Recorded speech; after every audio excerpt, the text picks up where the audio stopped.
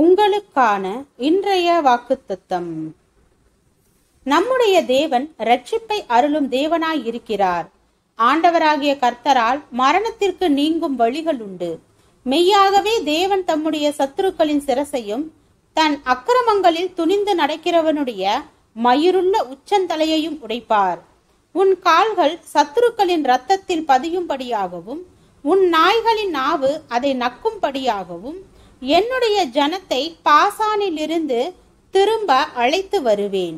அதை சமுத்திர ஆழங்களிலிருந்தும் திரும்ப அழைத்து வருவேன் என்று ஆண்டவர் சொன்னார். தேவனே, உம்முடைய நடைகளை கண்டார்கள். என் தேவனும் என் ராஜாவும் பரிசுத்த ஸ்தலத்திலே நடந்து வருகிற நடைகளையே கண்டார்கள்.